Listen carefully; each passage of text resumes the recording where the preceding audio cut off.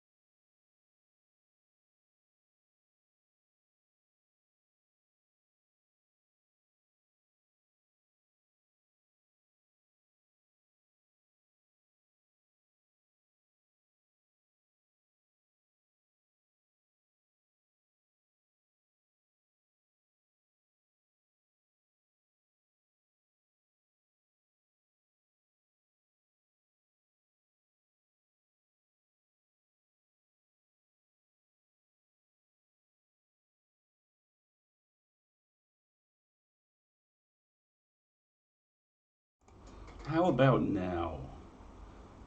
We'll just talk for a few minutes. We're just going to talk for a couple of seconds. We pulled some stuff out and plugged some other stuff in and moved some things around. And oh, we have a yes. Yes. Yes. Okay. That's ridiculous. Okay, so the answer to the question was, for some reason, having the ring light plugged into the same USB hub as the camera made it grumpy? I don't know, but we fixed it. Obviously, technology's having 2020 as well. Yeah. Okay, where was I? Fabulous shirt, amazing love of my life. Welcome all. All are welcome here in the redacted. For those of you who haven't been around before, we have a really simple kind of setup here. Basically, what we do is a little bit of an opening monologue every week. This gives you an opportunity to do a thing, and me an opportunity to do a thing. The opportunity it gives you is to get comfortable, get situated, get yourself some water, get a snack, take any meds you might need. Just get ready for the next hour or so. It gives me an opportunity to ride the adrenaline dump all the way down and learn how to talk at a speed normal humans can understand. And that normally takes about 7 minutes. So, we do these little opening monologues. For the last few weeks, they have been work from the truly extraordinary mind of one Nate Crowley, who those of you who've been here before will have experienced the magic and wonder of. We have another piece from Nate tonight. His new book, Notes from Small Planets, I believe I'm getting the title right, is a series of increasingly angry emails between a journalist being sent around various planets to write a travelogue and his editor. I am in the process of being sent a copy, as I understand it, and Nate and I are in discussions about doing a reading here for you. Or maybe in a slightly bigger place. Or perhaps in a different, rustier emporium. Earlier place. It is, of course, obviously super early days, but Nate's really into it, and hopefully we can make this work. So, without further ado, get comfy, and I'm going to start in on the opening monologue. I Am Dead is a puzzle game about a ghost who can look inside fruit, by Nate Crowley.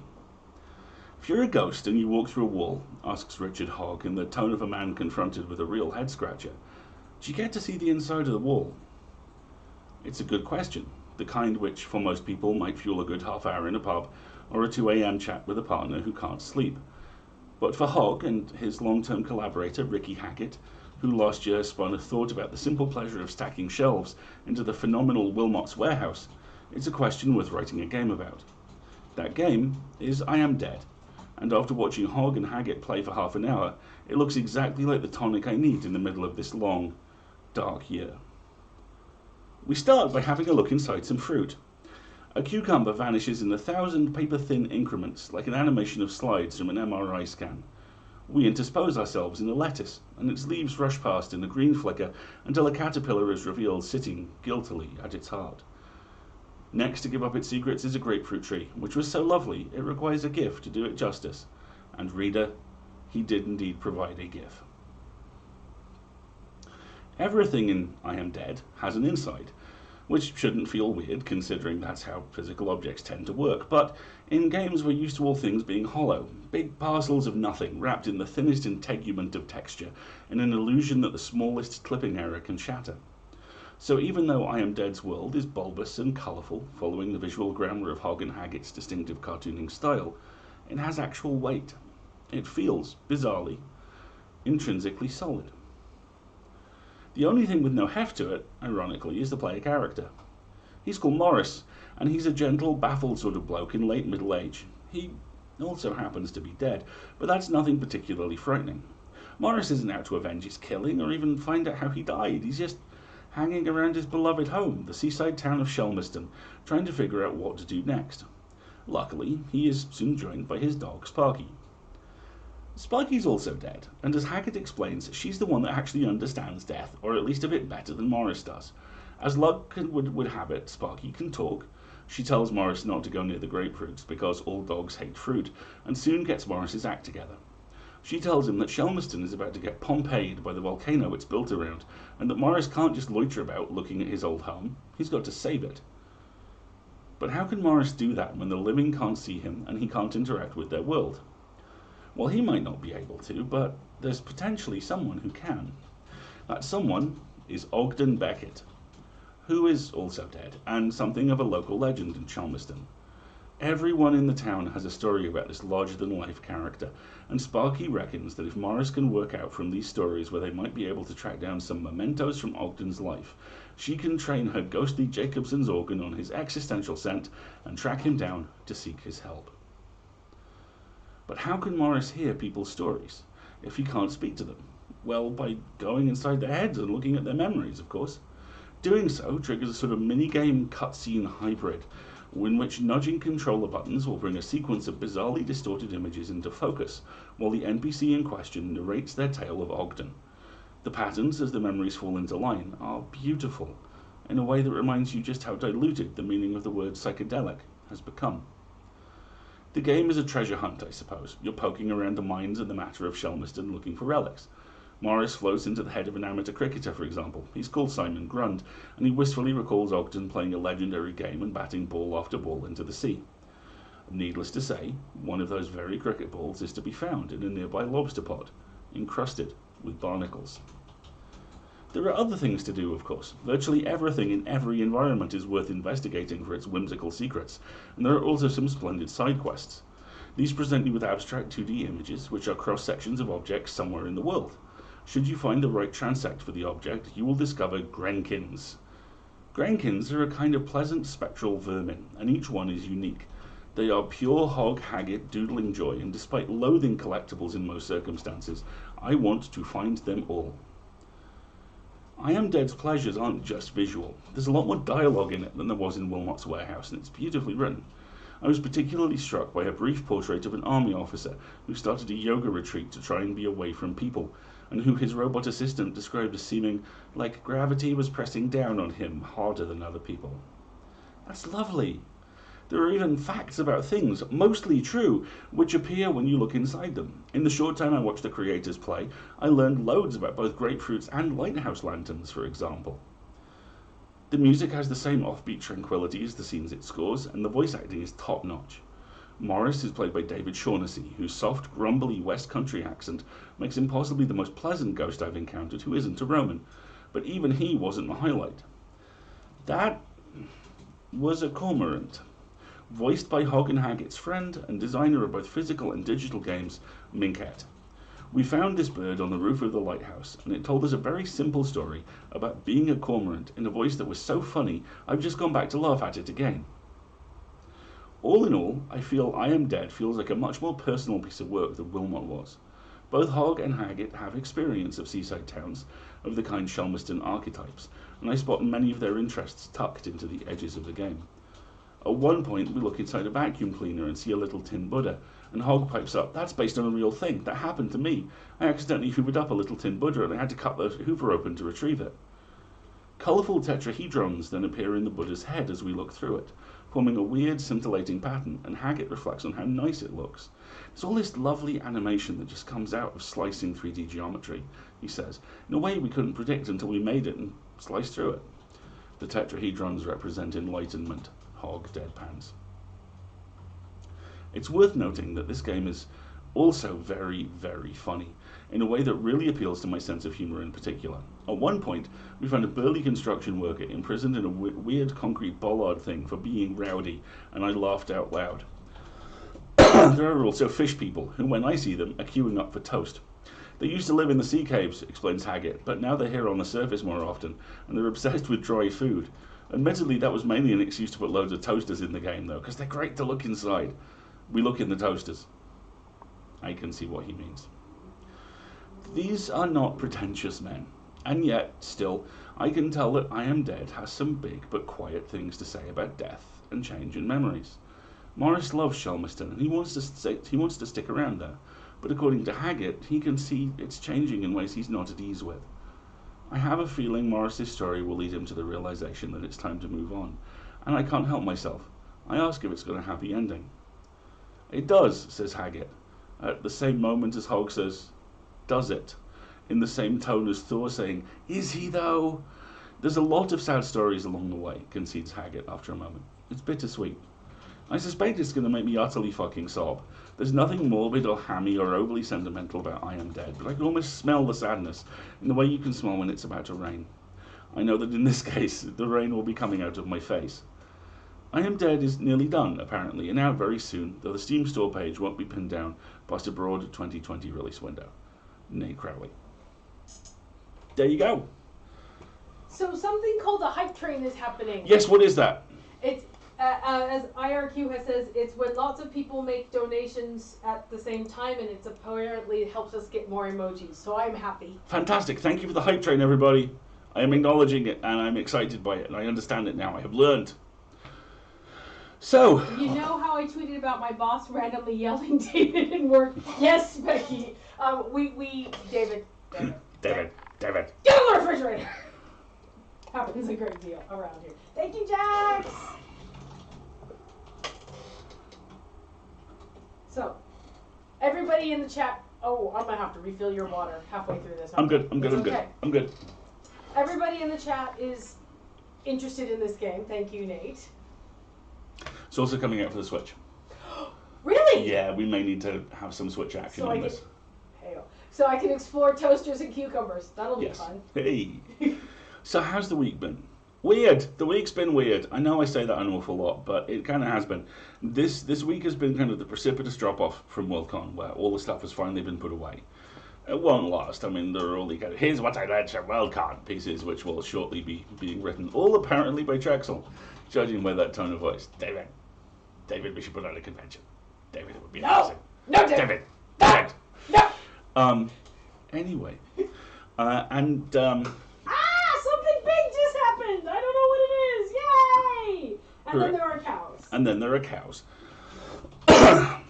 So that's all kind of moving off to one side. We've had the debrief about Fringe, which went really well. I could tell it went really well because we scheduled it for an hour, and we had to cut it off at 2. 2 and a bit. Yeah, then the Zombies Run race that Mer and I co-wrote a year ago got released. It's out now. Oh, we should include a link to that. Let me find it. It's already in there. Yes, but good. I'm going to mangle a username here, and I apologise. Wow Gamer, your thing about this reminds me of my dad that died a few years ago. He loved video games. Yeah, this... Oh, how sweet. This kind of quiet, weird little game is stuff that is the kind of that really appeals to me. I'm looking forward to it. I think you might get a lot out of it. It reminds me tonally of a very English country version of Everybody's Gone to the Rapture. Yes, those of you who haven't heard of that, Everybody's Gone to the Rapture is a walking simulator, which is a pejorative term, but in this case it's actually a really useful one. You are a resident in a small English village in the 1980s, and what becomes apparent over time is twofold. You are the only American in the village, and you are there to do sciencey things. And the sciencey things you've been there to do have worked. You are there alone, though, and as you walk through the village, you learn the stories of the people around you and what's happened, and it is incredibly compassionate and gentle, and also kind of horrifying, but it's that kind of horrifying and that kind of, oh, a really amazing, like, epochal change has happened, and I've been allowed to not remember it, and I'm here after it, kind of thing. And it's really, really good. And the music is beyond description. Yes. Good. That and Dear Esther by the same team are they're basically key texts in my video game education. They are the two things which really help me move from, this is something which I'll play a little bit and put down because my life is so horrifying at the moment that I can't commit to anything, to I will finish video games because they thank you for the hype train success, because they are an emotionally rewarding and helpful experience for me and are fun, and also in this case very beautiful. So those are really, really good, and I would heartily recommend them. Yes, the music. Oh, Sky, is that the Journey creators pseudo MMO? I keep meaning to take a look at that. Yeah, that one needs to go on our list. Definitely does. But yes, Rec Runner is out, and Rec Runner is Mer and my magnificent little hybridized creation, and I love it so. Basically, it's emergency responder science fiction. The central idea is really simple. You are a Rec Runner. You're part of a search and rescue team who go into collapsing ships and pull people out or stabilize them or repair the ship.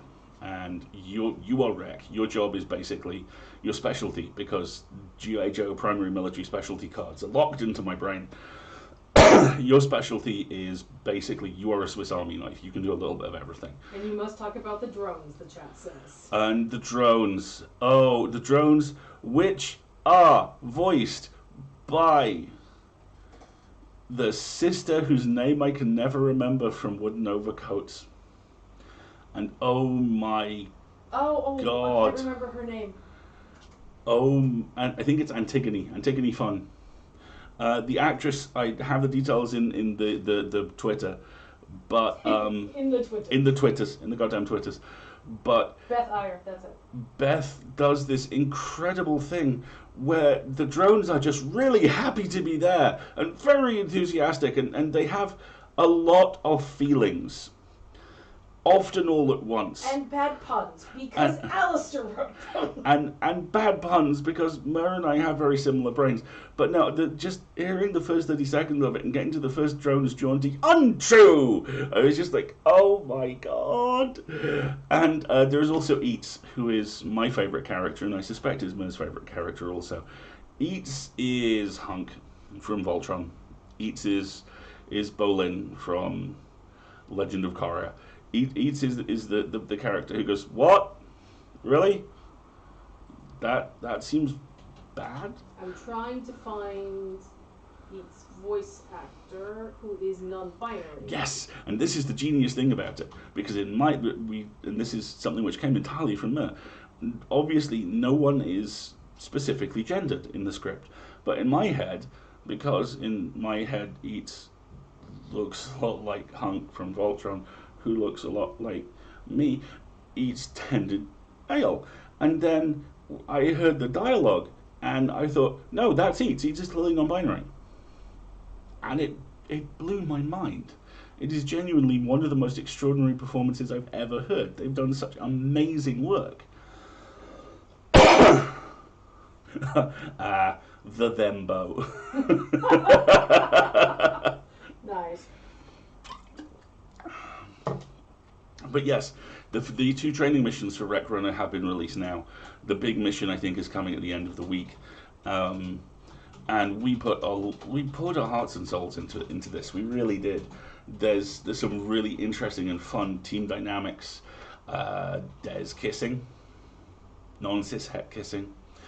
Gay crimes. Gay crimes.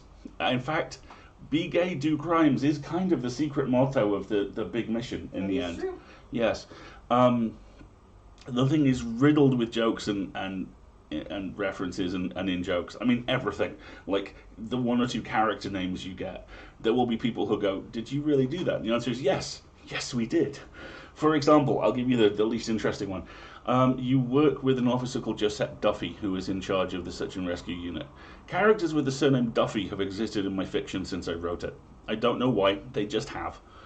Likewise, there is a character who becomes very important later on called Nia Mallory. Mallory's have been very important in Marguerite's role-playing career. Yeah. Over the years. You will find Mallory NPCs in a lot of games. I know. I've put several there myself. And they're all connected. Just saying. Just saying. So yeah, all of that's been going on this week, and that has been just super, super fun. Now, we were reading a book, weren't we? But first, proof of life. Oh yes, of course. Chungus. That was straight up Joshua Wiseman. You're singing at the camera. Yes. Just have you know. Yes, I know.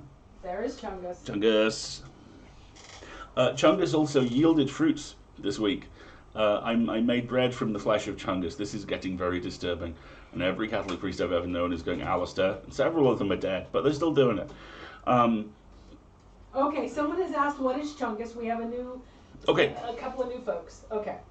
This is Chungus. Chungus, as you can see, looks like he's a feral milkshake, basically. He is a sourdough starter. And we about, in fact, on the 20th of June, which is Chungus's birthday, we realized that we were now at the point in lockdown where we were like, now we make sourdough bread. So we made a starter. And we call him Chungus. And we showed him on the stream one night, and now everybody, well, I mean, he has an emote. Chungus has an emote, you know?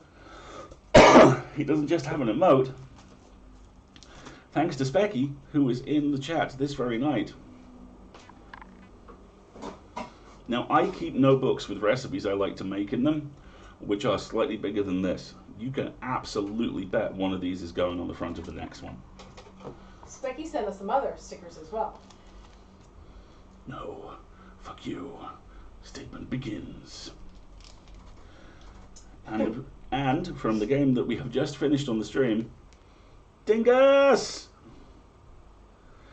And his ham. Dingus, real quick, before we dive into the book. Dingus is a sunfish who shows up a lot in Beyond Blue, which is the game we just finished on the Sunday stream, where you are a marine biologist diving at various depths and researching the impact that deep sea mining has had on whales. It is a lovely game. It's also a kind of fatalistic game in some ways, and it's really interesting and well done. But there's this weird thing, which is, someone obviously really likes sunfish on the coding team, because on some levels, when you're at a certain depth, there's this sunfish that just does laps outside the submarine. And I mean laps. You know, like, he'll go off 100 feet or so and then come back this close. And after a while, we were just like, ham. And we decided that Dingus both really, really wanted to do a science, and also that he wanted ham. He has ham now.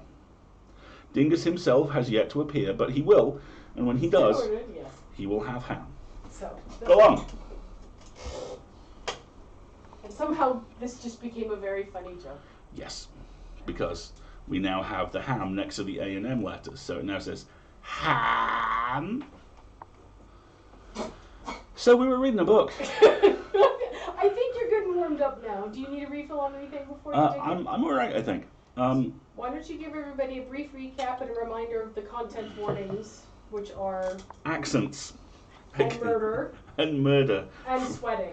Accents, murder, sweating, and frequent yeast. Oh God, that sounds like a very different kind of book. We are reading A Wizard's Guide to Defensive Baking by Ursula Vernon, occasionally also known as T. Kingfisher. Ursula is unbelievably talented. She produced an incredible webcomic. She's written numerous books. She's just done her first horror novel, which was just offhandedly brilliant. She's never written horror before, and then she was just like, here's a novel. And it's great. Actually, that's a lie. She has written short horror before, which has all been uniformly excellent. And this is not quite YA, but this is fantasy. and it's set in a world. Can't believe I set myself up to do that and almost missed it. But we have to also show the board. People want to confirm exactly. There you go. What do you mean, murder? I just said that to get you to open the door. Sorry. We all really loved you. But what about the door? I can't unlock the door without the key. Read the last couple of sentences of the previous chapter, and that will remind everyone. Pardon me. Why?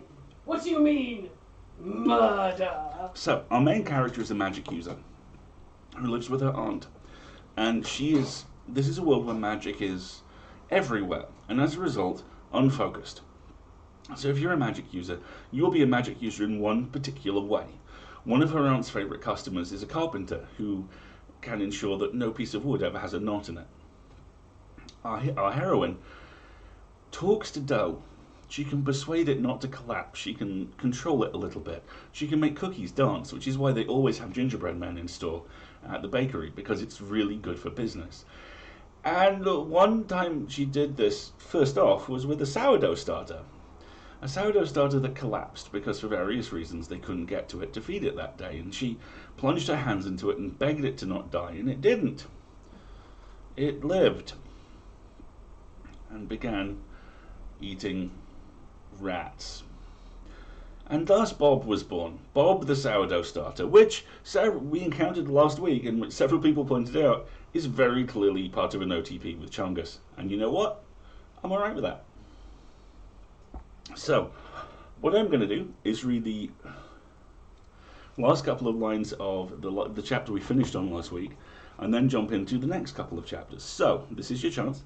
Get comfortable, get some water, get a snack, take any meds you might need, and then we're good to go. Say what? Check on pets. Check on pets. I was scandalized earlier today. We watched an episode of Gargoyles where Xanatos was awesome, obviously. And for various reasons, they don't return to the clock tower they're based out of. But the entire episode is just the gargoyles who can fly. It's not Brooklyn. It's not Bronx, rather. It's not my dude, the awesome little gargoyle doggo they have. And he's not even mentioned. The whole time they're just like, oh, well, what are we going to do? And I'm like, feed the dog. That's what you're going to do. Come on.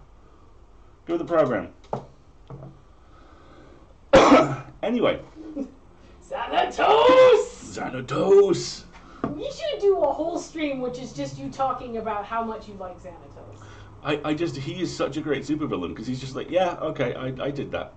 But how could you possibly have known? I figured you might do it, and I have incredible amounts of money. Of course I prepared for that.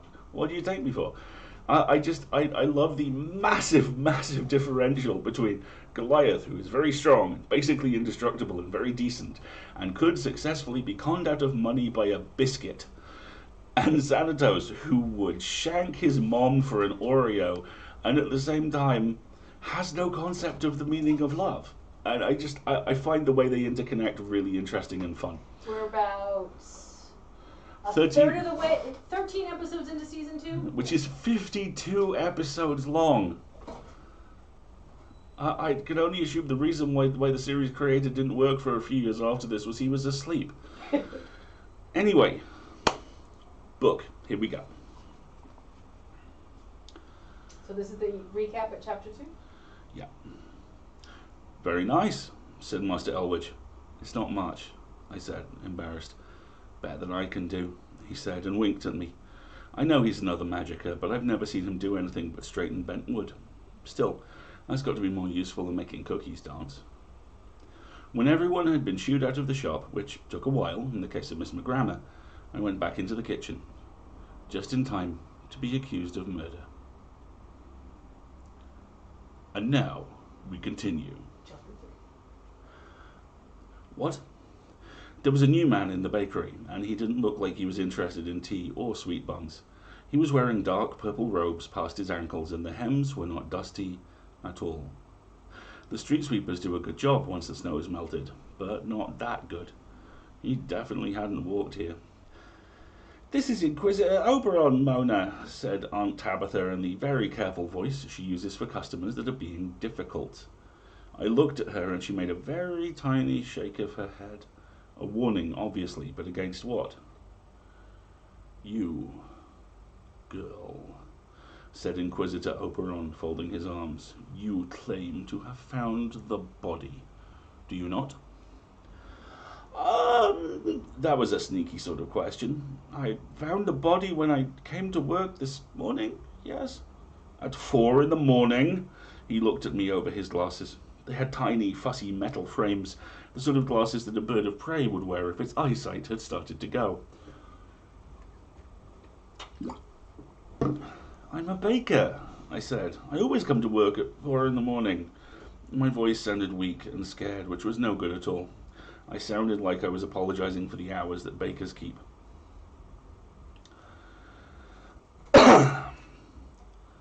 That's true, your lordship, rumbled Constable Alphonse, also sounding apologetic for having the temerity to confirm my story. From the your lordship, I knew that Inquisitor Oberon worked for the Duchess. If he'd been a member of the priesthood, he would have been your holiness or your worship. But what a servant of the royal house was doing in our bakery... I mean, even if it was a murder, unless the victim was somebody really important, there was no reason for the royals to be involved. And if she was that important, why was she in our bakery? And why was she wearing mismatched socks? You're a wizard, are you not? Oberon growled. I guess. I looked helplessly at Aunt Tabitha. I mean, I can make bread rise. She's a fine baker, put in Aunt Tabitha firmly, as if this put to rest any question of guilt or innocence. There is a taint of magic around this girl's death, said Inquisitor Oberon with such authority that it didn't occur to any of us until much later to ask how he knew, or what exactly that meant. She was murdered here, in a bakery, known to employ a wizard who conveniently was the one to find the body. The way he said conveniently made it sound like he'd been standing over the body with a bloody baguette. But I started laughing. I couldn't help it. This was too stupid. I don't even know who she is. Why would I want to kill her? A question that we will aim to answer, said Inquisitor Oberon, pushing his glasses back up and straightening his shoulders. Coroner, remove the body. Constables, bring the girl to the palace. You okay? Yeah, I'm good. I stopped laughing. This wasn't funny anymore. The horrible clenching in my stomach was coming back again. The palace? Asked Constable Montgomery, not questioning, I could tell, but simply surprised. You didn't bring prisoners to the palace. You took prisoners to jail. Inquisitor Oberon sniffed, exactly like Miss McGrammer does when we run out of lemon scones. Her Grace the Duchess is concerned with what she perceives as the rash of murders by wizards. She insists on overseeing these cases herself. Constables, if you please. But, I said, now wait just a minute, Aunt Tabitha said. Oh dear, Uncle Alfred said, and despite what any of us said, I found myself pushed into a coach and driven away to the palace. The coach was dark wood, and drawn by 2 large grey horses with platter-sized shoes and great soft drifts of hair around their hooves. They were really pretty. Can't say the same about the coach. It had so many curlicues and carvings and finials and gargoyles and cherubs that it looked like a mahogany wedding cake. We do wedding cake, occasionally. I hate them. It's all tiny fiddly work, and while I can magic the dough so the icing goes on smoothly, it gives me a headache. Icing is not friendly. Since I was apparently a dangerous criminal, one of the constables rode in the coach with us, possibly to protect Inquisitor Oberon. I guess he might have thought he needed protection from a 14-year-old girl because I was a magicka. People get uneasy about that sort of thing. You can't testify in court if you're a magicka unless you're holding a piece of iron, because the iron is supposed to countermand magic, even though it doesn't do anything of the sort. I mean, I use an iron skillet all the time. It's just an old superstition. Frankly, an iron skillet would be a lot more dangerous than my magic at the moment. I could at least hit Oberon with it. Now, to give credit where credit is due, Constable Alphonse looked awfully embarrassed by the whole thing. I sat miserably on the bench seat with the Inquisitor opposite me, watching me like a constipated vulture, and the constable squeezed in next to me on the bench. It would have made much more sense for me to sit next to the Inquisitor, since we were both smaller than Alphonse, but somehow that did not seem like an option. I stared at my hands. There was flour on them. There was flour on my trousers too, and sprinkled over the tops of my boots. There was flour on the constable's boots as well.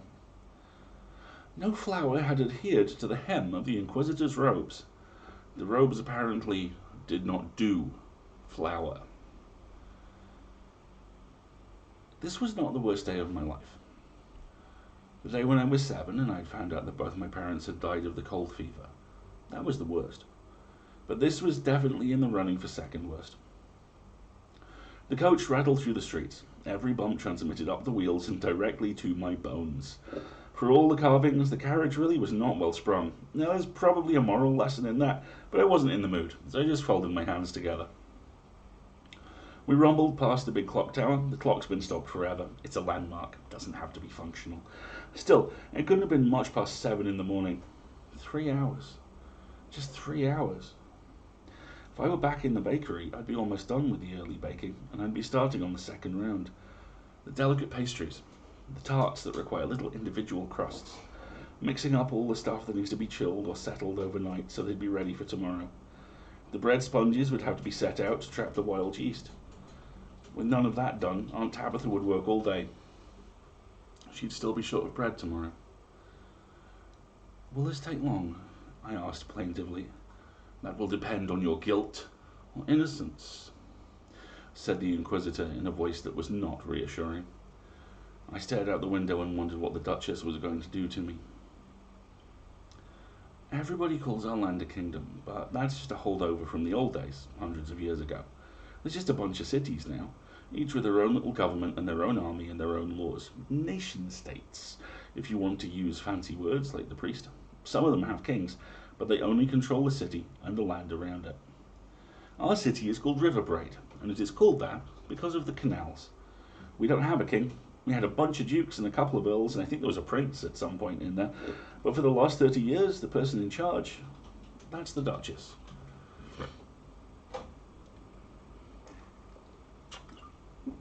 The palace of the Duchess is built on a hill overlooking the city. Well, it looks like a hill.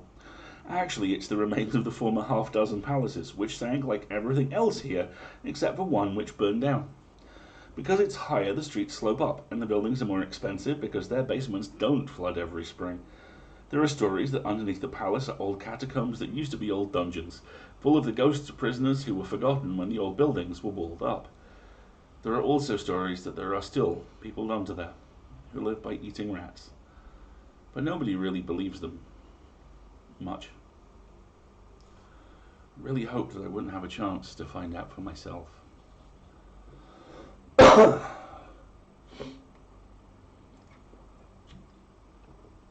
Chapter 4. We arrived in the courtyard of the palace, which had high stone walls and pale stone cobbles, the colour of the grey horses' coats.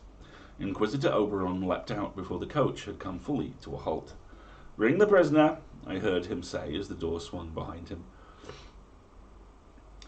It took me a moment to realise that by prisoner, he meant me.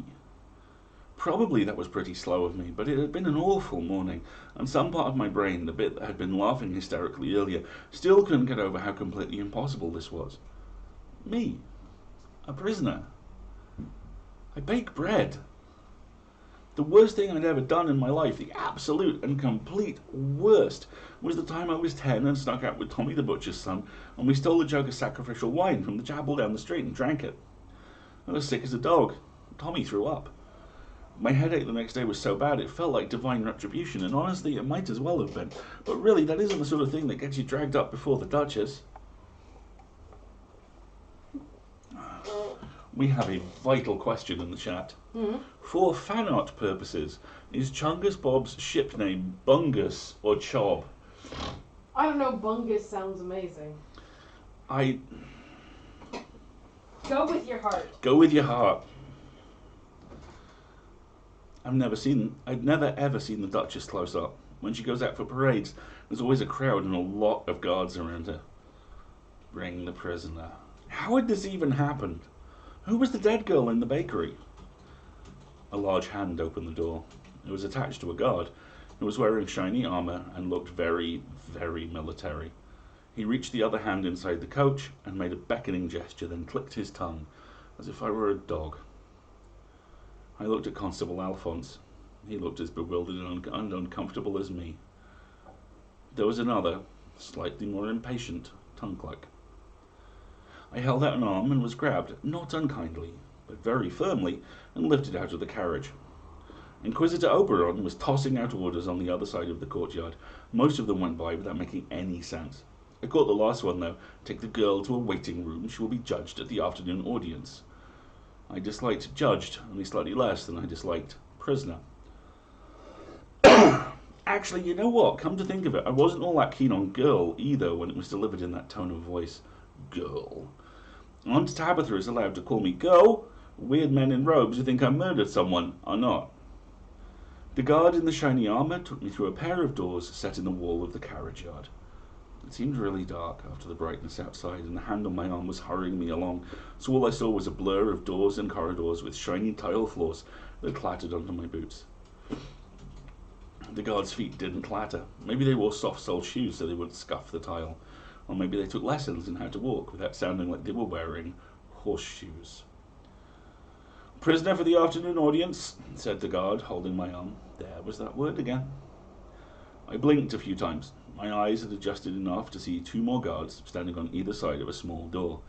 The door was bright blue. The guards were not bright blue, although the one on the right looked awfully grumpy. The guard on the left opened the door. The hand on my arm turned into a hand between my shoulder blades, which propelled me further into the room. It was small, nondescript, with a chair and a door opposite the one I'd come through. No windows. There was a small table and two wall sconces that provided light. And that was all. The door behind me started to close. Hey, I said, startled into protest. Hey, wait, what did I do? What do I do? You wait, said the grumpy guard. Someone will come for you, said the less grumpy guard. The door closed. I heard a loud clacking as it was locked from the other side. It probably says something about the difference between royalty and commoners, that they have waiting rooms that lock from the outside. Still, this could be worse, I told myself, looking around the featureless room. It's not the dungeon. There's a chair, and light, and no bars or rats or anything. The chair wasn't very comfortable. There was straw coming out of the seat, and it made sitting pokey, but at least it was a seat. They didn't give you seats in prison, did they? And sure, the doors are locked, but it's okay. It's not like you have to pee or anything. As soon as I thought it, I realized I'd made a mistake. You can't think that sort of thing without immediately having to go. Oh no. Well, it's not like I'd had a chance to go during all the confusion, and there was the carriage ride, which had not exactly been easy on the old bladder, and I'd had 2 cups of black tea this morning, and what goes in must come out, and... well, a quick search of the room proved there was no chamber pot. Neither were there ornamental vases, potted plants, or even a window to hang one's posterior from. Oh dear. I tried to ignore it. I counted the tiles on the floor, 46, if you counted each of the half tiles in the far wall as one, and the rafters in the ceiling, 8. And then I counted them all again, just in case I'd missed one. I hadn't. Nobody came to get me. I counted everything again from the other direction. Extra rafters did not spontaneously leap into existence. Those 2 cups of tea, they were really starting to make themselves known. I wiggled in my chair. It poked me. At least in the dungeon they gave you a chamber pot, right? Or you just went in the corner. I eyed the corners of the room speculatively. Nah, somebody would notice. They already suspect you of murder. Let's not add public urination to the list. It was amazing. Terror cannot actually stand up to a full bladder. I was about to be hauled up on murder charges, and all I could think about was, oh God, I have to go so bad. I got up and pounded on the door. Hey, hey, hey, I have to pee. Unlock the door. I rattled the handle futilely. There was a clattering in the lock, and the door opened an inch. A dark eye peered down at me. What's all this racket? I have to pee. I begged the guard. Please. Not my problem, said the guard, starting to close the door. Hey! Oh, come on, Jorge, said another voice. She's just a kid. Take her to the privy already. You take her, said Jorge, irritably, apparently, to the other guard. I'm eating breakfast. I didn't get a chance before work. Fine. A creak of leather, and the second guard pushed the door open. Jorge stomped back to his post on the far side. The new guard smiled in a friendly fashion. I'm pretty sure he had kids my age or something, and gestured in front of him. Come on, Miguel, there's a privy down this way. Thank you, I said with heartfelt and genuine gratitude, and hurried out into the hall. He led the way. As we passed the surly Jorge, I glanced down at his lunch, which was black bread and cheese. You're feeling really dry, I suggested to the bread. Really stale. Hard as a rock. Usually I have to be touching something in order to make it do anything really impressive, but for just going stale, as long as I can see it, I can work with it. It wants to go stale. Bread is very accommodating that way. Then I scurried into the hall after my benefactor. The privy was a privy. There's a limit to what you can do with privies, even in a castle. Oh, there was a very nicely sanded seat. It was as nice as one could make it, but still, it's basically a board with a hole in it. That being said, I'm pretty certain I have never been so grateful for a board with a hole in it in my life. The entire chat is saying, I have to pee. On the way back, Jorge the guard was coughing and working his mouth, looking disgruntled. Apparently his bread and cheese hadn't agreed with him. I had very little time to savour my victory, however, because a minute after my guard had ushered me back into the waiting room, Inquisitor Oberon came back for me. Up, he said, gesturing with one hand. Again, people treating me like I was a dog. I had an urge to snarl and go for his ankles, but I couldn't see that it would improve the situation, although it would be satisfying. What's happening? I demanded, not getting up from my chair. He made the hand gesture again. His eyebrows drew together. I didn't quite have the nerve to disobey. I got up. What's happening? Where are you taking me? I could actually see him do it. I could actually see him weigh the annoyance of telling me against the annoyance of listening to me ask questions the whole way there. You have an audience to be sentenced for your crime, he said finally. I haven't done anything. Such is for the judges to decide. He beckoned again, and I got the impression that I had reached the end of his patience. So what could I do? I went. I'm just going to take a drink. You want to do another chapter? I mean, we do have to get that, right? Yeah. Do we need to take a 2-minute break for everybody to get to go pee? Everyone all right? Everyone near a bathroom? And his name was Ubertool. Ubertool. As opposed to Oberon. Inquisitor Ubertool. Who I'm trying really hard to not make sound too much like Elias. You're failing. The chat's noticed. I figured. Okay, please I figured. continue. You're fine with it. Everybody wants to continue pissing off Oberon, so please continue. I expected the audience chamber to be huge, full of echoes and intimidation. I hadn't ever seen one, but it stood to reason it would be like that. Something built to the scale of the vast courtyard or the sanctuary of the great cathedral. Something like that. It was a bare room. And it was at a scale I could understand. Big, sure, but no bigger than, say, the common room of the tavern down the street. There were tapestries on the wall. They were beautiful, but it was a utilitarian sort of beauty. A ratty little man, dressed in a less dramatic shade of purple than the Inquisitor, sat behind a desk in the centre of the room. Behind him, at the far end of the room, sat a large table, and behind it, in a large padded chair that was definitely a chair and not a throne, sat a middle-aged woman that I recognized from past parades. The Duchess was about Aunt Tabitha's age and had much the same build, except that she was a good 6 inches shorter. Our ruler wasn't a warrior queen or a teenage princess or anything like that. We're not that kind of city. She was just a woman, rather pudgy, tired eyes, deep lines carved into her face. It's a funny thing, though, even having seen her in parades before, even seeing her now without the veil and thinking that she looked like a normal person, like somebody who might come into the shop and buy muffins, even that was no preparation for being in the same room with her. My knees felt like melting ice. My ears were ringing for no apparent reason. We are hearing a case involving an occurrence at a bakery on Gladderat Street, said the little man in purple, in extremely bored tones. Inquisitor Oberon. Presenting. Report. There were several other people at the table, and I am embarrassed to say that I didn't see most of them. I had a vague impression of bodies and some guards behind the Duchess's chair, but the only other presence in the room that I really saw was a man in saffron broadcloth sitting next to the Duchess. I knew immediately who it was. Lord Ethan, the Golden General, the wizard who led Her Grace's armies into battle. Lord Ethan. He was famous. He had single-handedly won the Battle of Whitebarn, and they say when the Carrick's mercenaries were raiding the outlying farms a few years ago, he captured their leader and hung him upside down over a cliff edge in a fist made of clouds. Now, you may think that I'm being ridiculous, mooning over how famous a man is when I'm being accused of murder, but it was Lord Ethan.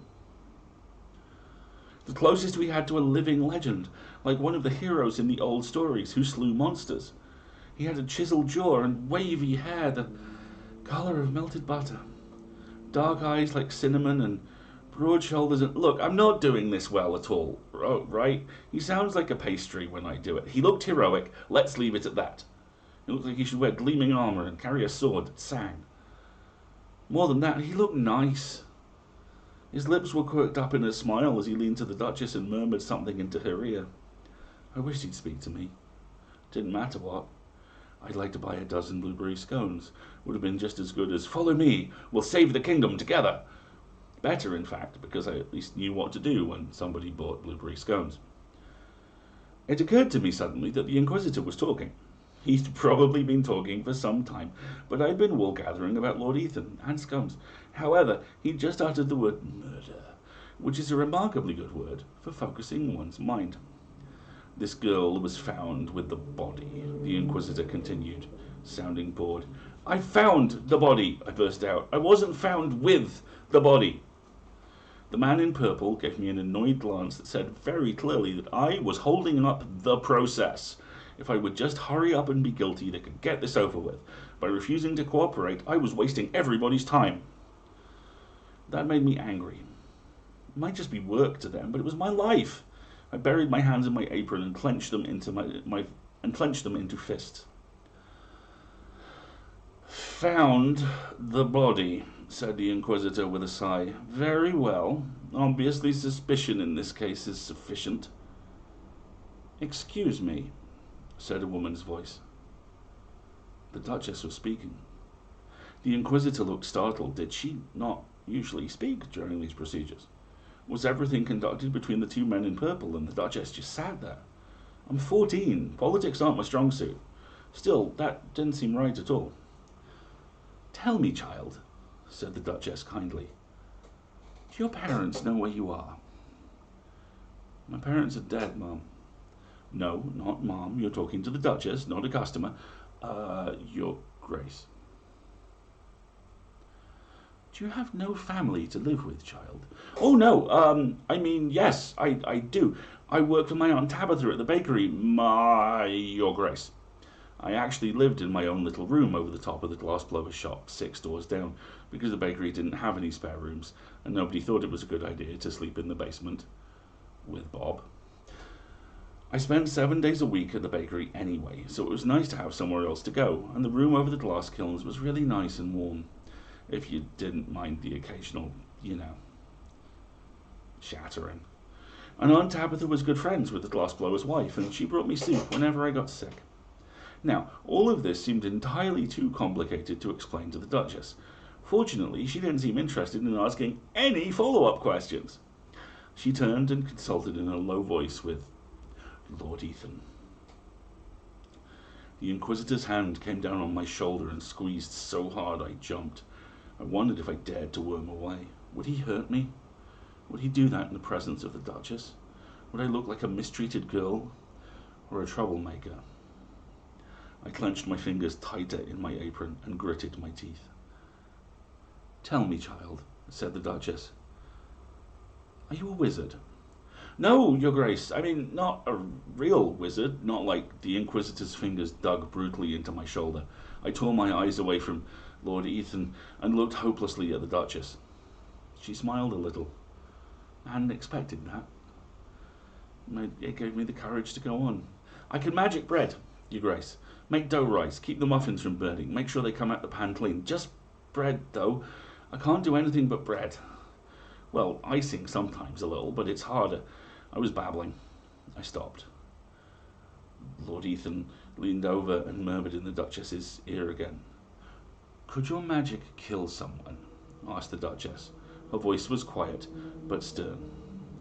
"You must forgive me for asking, child, but you must understand. Those of us who have no magic do not always understand how it works, for those of you who do." "No!" I took a step forward involuntarily, and the Inquisitor had to release me or get dragged forward. I don't think either of us had expected that. I could feel him glaring at the back of my neck. But at least he wasn't squeezing the blood out of my shoulder anymore. "I mean, no, Your Grace, I don't. I mean, it's bread. How do you kill someone with bread?" Lord Ethan laughed and covered his mouth with his hand. I hoped that meant he agreed with me. The ratty man in purple rolled his eyes. "It is not the purpose of this inquiry," began the Inquisitor. "I think," said the Duchess in a carrying voice, "that in your, understandable zeal, Oberon, to get to the bottom of this rash of murders, you have mistaken an innocent bystander for one of the wrongdoers. Please release the girl, with our apologies." There was an exhalation of breath behind me, almost a huff, and then the Inquisitor stepped forward and bowed smoothly to the Duchess. "As Your Grace commands. My sincerest apologies for my error and for taking Your Grace's valuable time." She was letting me go. The Duchess was letting me go. She knew I was innocent, or Lord Ethan had told her. I pried my fingers out of my apron and tried to make a curtsy, realized too late that I was wearing trousers, and settled for an awkward bow. When I straightened, the Duchess was looking down at her papers and seemed to have forgotten that I existed. I stole a glance at Lord Ethan and met his eyes. He smiled at me, really honestly smiled, the Golden General, smiling at a bakery girl. My insides melted like butter. "Fine," said the Inquisitor over my head. He did not sound as if it was fine at all. He sounded nettled, in fact. It was surprising to recognize an emotion that shallow in his voice. He hadn't spoken in the entire trip, from the audience chamber to the outer hallway, and I had been too busy alternating between relief, I was free, they were letting me go, and elation, the Golden General noticed me, to say anything either. What happened next wasn't that surprising, I suppose, although it surprised the heck out of me. I got mad. "What? Fine, fine, that's it?" He looked at me. Really looked at me, instead of over me or through me or at some spot in the back of the inside of my skull for the first time since we'd reached the palace. "Did you expect something else, child?" One of the guards made a stifled noise. It occurred to me that I was talking back to an Inquisitor, a man who had just dragged me up in front of the Duchess, who probably could order me thrown in the dungeon for contempt of, I don't know, Inquisitors or something, and the man went away and left the rest of me holding the bag. "Could at least apologize," I mumbled. The Inquisitor's eyebrows went up. He leaned forwards, and for an instant I could see something dark and hot at the bottom of his eyes, like coals glowing in a dark oven. The mad bit came back enough to lean forward in response, despite the fact that the rest of me was trying to cower away. "This is not over, little witch. And then it was over, because the Inquisitor seemed to realise that standing toe-to-toe with a baker's girl was beneath his dignity, and he turned on his heel and stalked away.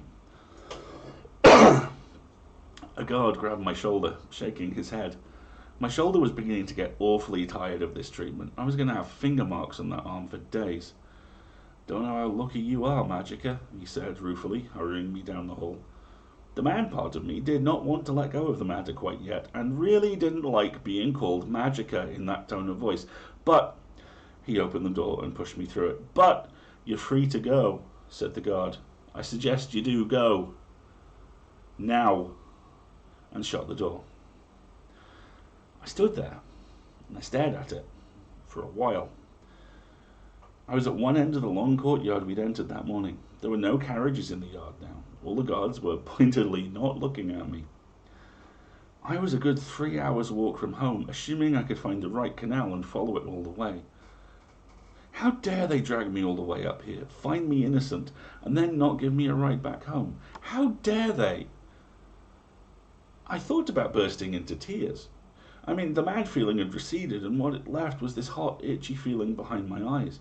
Then there was a soft hiss and a familiar splattering, and I looked down at an increasing number of little grey splotches all over the pavement. It had started to rain. I had to walk home for hours through an unfamiliar part of the city in the rain. I began, rather absurdly, to laugh. This was ridiculous. Nobody could have luck this bad, could they? "At least they found you innocent," whispered the little voice in the back of my head. "That's pretty good luck, right there." I stopped laughing. Nothing to do with luck, I thought grumpily, folding my arms across my chest and stalking across the courtyard towards the distant carriageway. I was innocent. They didn't have a choice. "Are you sure about that?"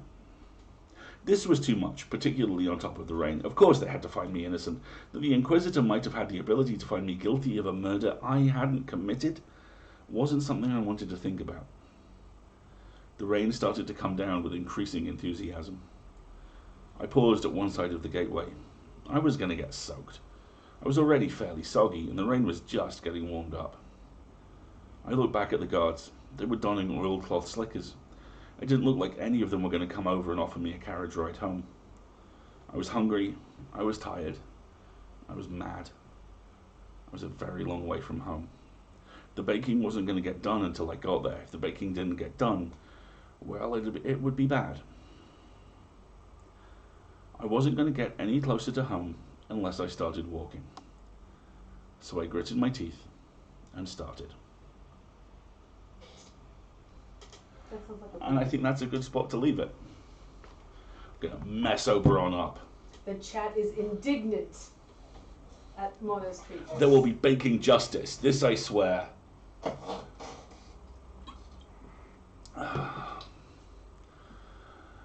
Yeah, and Wendy, I'm right there with you. I am a little jealous of the rain. It rained for a couple minutes today. But that was about it.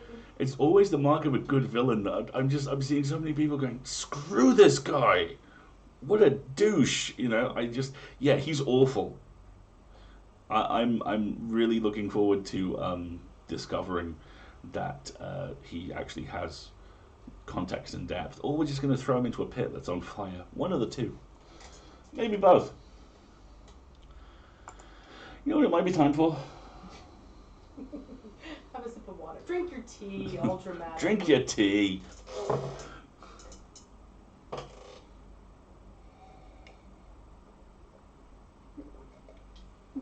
So,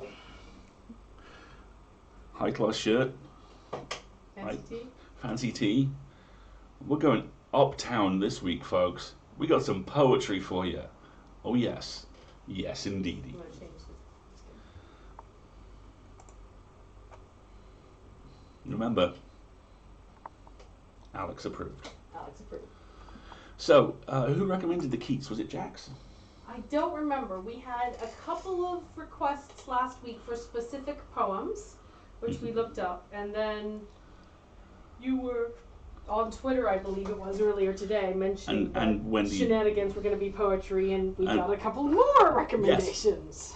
Okay, so this is by John Keats, and it is called To Solitude. You need to explain shenanigans real quick. Remember, we have some new folks. Shenanigans. Okay. Basically, what we do every Wednesday is a content sandwich. There's the opening monologue, which is random stuff for you and me to get comfortable. There's the installment of the story, and there's shenanigans. Shenanigans is usually Magnus Archives related stuff. Tumblr posts, pieces of fan fiction, all of that. It's sometimes different. This is one of those weeks where it's a little different. These are poems which maybe kind of speak to my character from Magnus, and also are just generically good. And in the case of the shipping forecast, as we will shortly get to, just generally excellent. You have to get some more context on what the shipping forecast is. The shipping forecast is a weather forecast delivered by the World Service, which is the bit of the BBC that cannot be killed by conventional weaponry, for literally all the ships at sea. It lists all the various, I don't think it's ports, I believe it's lighthouses. So what they've done is they've taken the ocean around England and they've divided it into little tiny sections. I don't know how. I think it may be longitude and latitude based. And then each of these little sections in the grid has its own name. Yes. And so what the shipping forecast is this very sonorous voice reading all of the weather conditions for each of these little grid squares. Give a sample. North at Sierra, south at Sierra, trending westerly.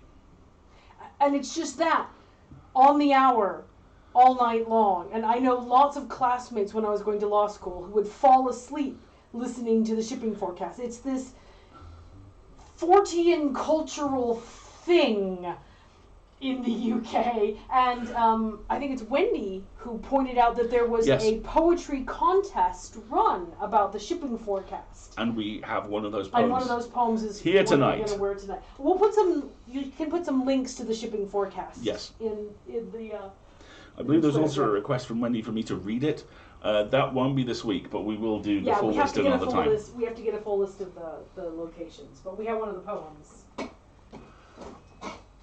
So, this is To Solitude by John Keats. O solitude, if I must with thee dwell, let dwell it not be among the jumbled heap of murky building. Climb with me the steep nature's observatory, whence the dell, its flowery slopes, its river crystal swell, may seem a span. Let me thy vigils keep mongst boughs pavilioned, where the deer's swift leap startles the wild bee from the foxglove bell. But, though I'll gladly trace these scenes with thee, yet the sweet converse of an innocent mind, whose words are images of thoughts refined, is my soul's please. And it sure must be almost the highest bliss of humankind, when to thy haunts two kindred spirits flee. He poeted real good. Yeah. Just as a real quick aside, the poet that always kind of landed dead center in my brain during my time studying English literature was Andrew Marvell. This is for three reasons. Firstly, on some level, I always kind of suspected he was a Cree. Secondly, because his stuff is very good. And thirdly, because he had this glorious fascination with two things, flowers and sex. So every single poem is about flowers, sex, and death. And also, arguably the single greatest film ever produced in the UK, A Matter of Life and Death. Marvell's work has a very pivotal cameo in the opening couple of minutes. Matter of Life and Death, real quick. I could wax lyrical about this for far too long, so I'll keep it brief. World War II. A Lancaster bomber is coming in, badly damaged, in the process of crashing. The crew have all bailed out. The captain has a brief conversation with an air traffic controller, and the captain, being played by David Niven, flirts outrageously with her, knowing full well he's moments from death. And because it's David Niven in a World War II movie, he's all about, well, never mind, could be worse. And he jumps out without a parachute, wakes up on the beach, assumes he's fine. Coincidentally, wakes up on the beach right near the airfield where this lady is working. He's taken to the infirmary. She meets him. They fall in love. Everything is lovely. And then one day he's playing ping pong with her in the commissary when everyone stops moving. And this French revolutionary nobleman steps out of thin air and goes, "I'm so sorry, there's been a terrible mistake." And what emerges is that one of two things is happening. Either he has a serious and undiagnosed brain injury and is processing his survivor's guilt by constructing this elaborate backstory, or he should have died, and the person responsible for taking him to the afterlife, this French nobleman, got lost and has screwed up a bit. And all of this culminates in this deeply weird situation where he is put on trial for his life in the afterlife. Or that's what he's hallucinating as he's put on the operating table to have his injury dealt with. And it is profoundly weird and the single most British movie I have ever encountered in my life. To give you an idea of just how British it is, Heaven has escalators which bring you up, and his bomber crew, when they arrive, are all terribly proper and well behaved. What is this again, honey? A matter of life and death. And one of them conducts this entirely chaste and impossibly sweet flirtation with one of the very stern angels who is responsible for handing out their wings. And right behind, literally as they're getting signed in, one of them goes, "Whatever happened to that Yank plane behind us?" At which point Glenn Miller blasts out of every speaker in heaven at 8,000 decibels, and the Americans run up the escalator behind them. It is... And Wendy's absolutely right. It starts the exact same way as the Clangers. It's deeply weird and lovely and very strange, and we'll talk about it in more detail here later. Let's do another poem. By the way, Zalia has posted a Twitter link to a map on her wall that contains the shipping forecast grid.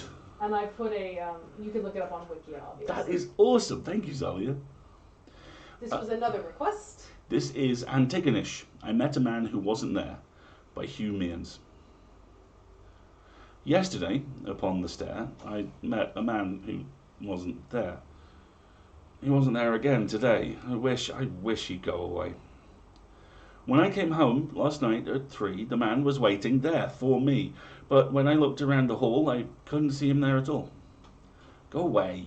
Go away. Don't you come back anymore. Go away. Go away. And don't slam the door. Last night I saw upon the stair a little man who wasn't there.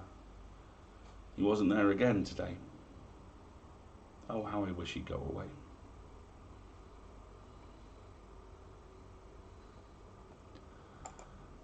There's apparently a Magnus Archive episode based on that poem. Nice. Johnny Big Stream is bringing the culture. Always nice. This Are we came... allowed to talk about that yet? I don't think so. What? Thing with the stuff? The thing. Insert reference to thing that we're not allowed to talk about yet, I don't think. God, that was awful and vague. Anyway. But legal. But there's going to be something coming up in the future that is going to be really super awesome and you're all going to love that's very similar to this. Planting a flag. Today we do not have time for the Rime of the Ancient Mariner, but I'm prepared to do it. This came in from the deeply fantastic Jax. An Apology to My Wife by Josh Grubbs at Josh Grubbs PhD. I'm sorry. The kids were playing some sort of cowboy game. The 5-year-old kept yelling yippee-ki-yay. I did not think. Instinctively I finished the phrase. And now he knows a new word.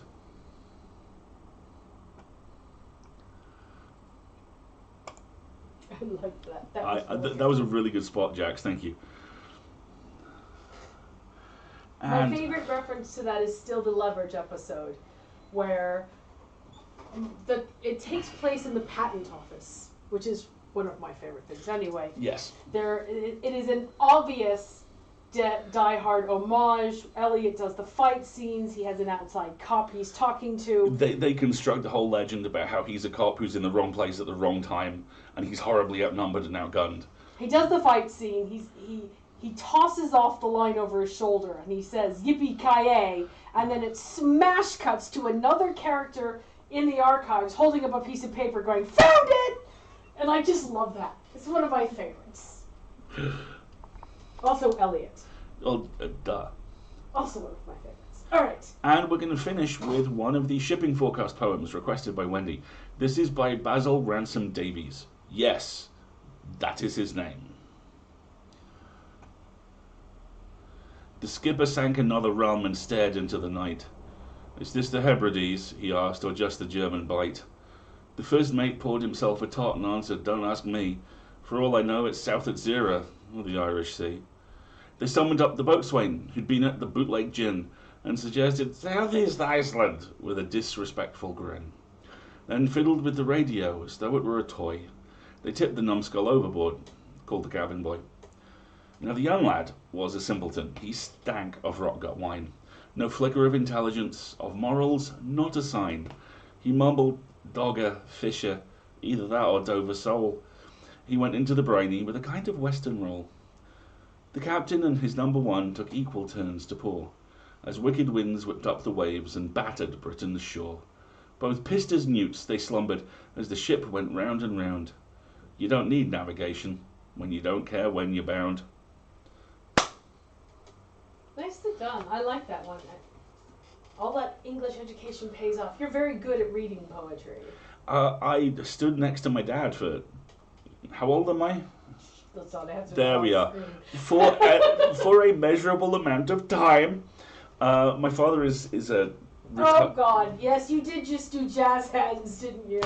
Oh, no. My dad's a retired English teacher, and because I grew up on a very, very small island, for a long period of time, my dad was my English teacher.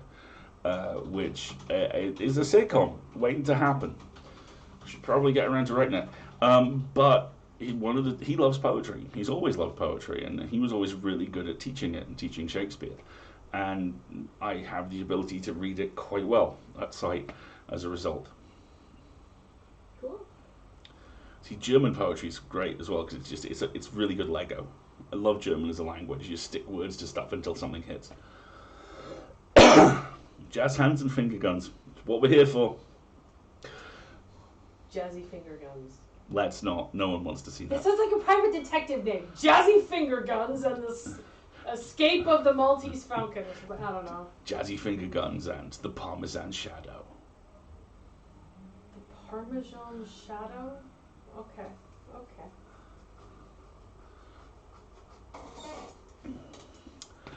Yeah. And I think that's it.